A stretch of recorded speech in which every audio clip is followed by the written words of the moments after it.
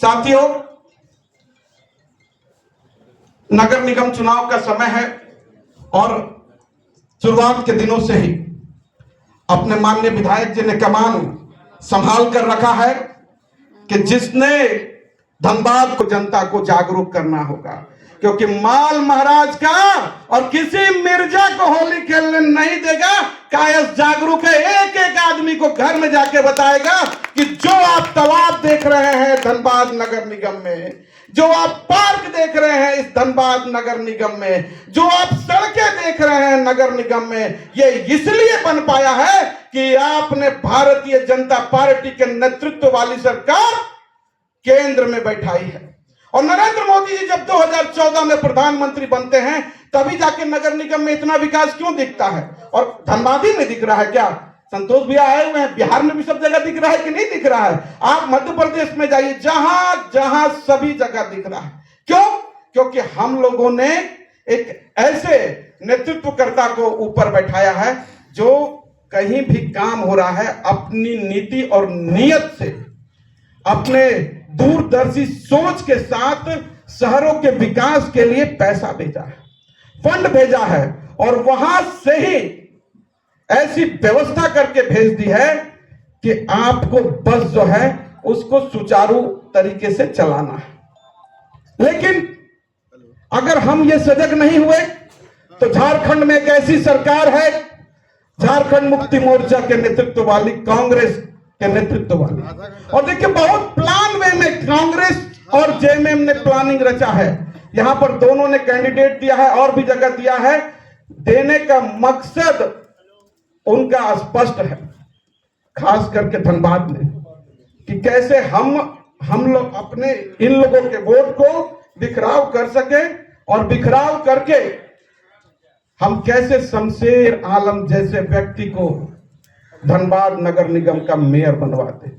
और मैं अगर कह रहा हूं तो ऐसा नहीं, आप भी जाके 5 से 7 दिन पहले इरफान अंसारी जी का वीडियो खोल के देख लीजिए, YouTube पे है। अभी आए थे अपने समाज के बैठकों में, हम लोग जैसे अपने समाज की बैठक में है वैसे वो अपनी समाज की बैठक में एक विषय रख के गए हैं कि ये बहुत दिनों के बाद मौका मिला है कि हम लोग एकजुट हो जाएं।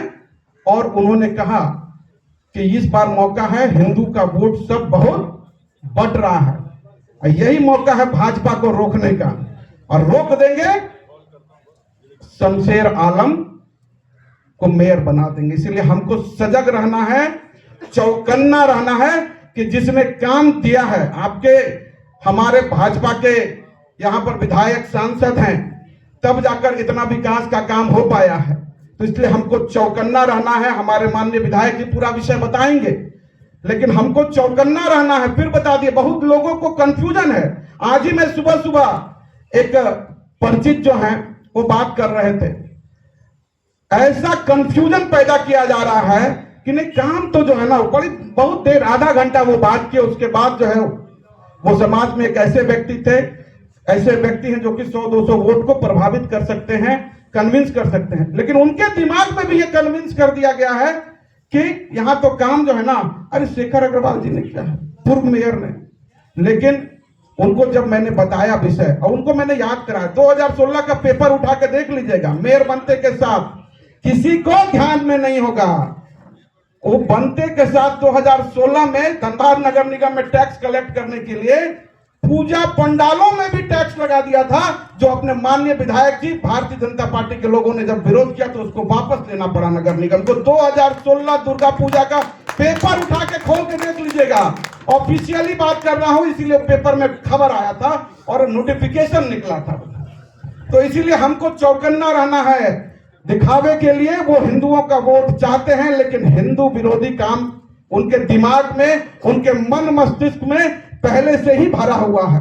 तो इसलिए हमको कांग्रेस से भी चौकन्ना रहना है, हमको जेएमएम से भी चौकन्ना रहना है, हमको राष्ट्रवादी सोच के साथ जो इस बार हमारा महापौर का चुनाव लड़ रहे हैं ऐसे अपने संजीव कुमार जी को हरी मिर्ची छाप पर वोट देकर हमको विजय बनाना है। और हमको साथ ही साथ 10, 20, 50 लोगों को कन्विंस भी करना है कि इस धनबाद को बचाना है, लूटने से बचाना है तो हमको जो है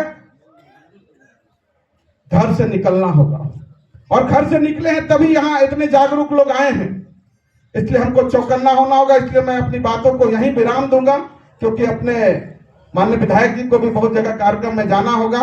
इसलिए फिर से एक बार चित्रांश समाज की बैठक है, तो एक बार जय चित्रांश करके राज भैया को जो है आश्वस्त कर दें कि हम लोग सब तैयार हैं, और हम लोग जिस वंशज से आते हैं सब महापुरुषों की फहरिस्त है।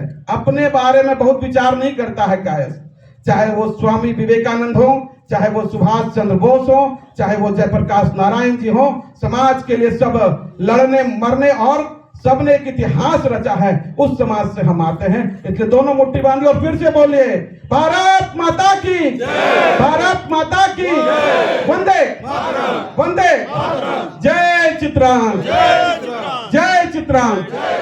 बहुत बहुत धन्यवाद भूपेश जी।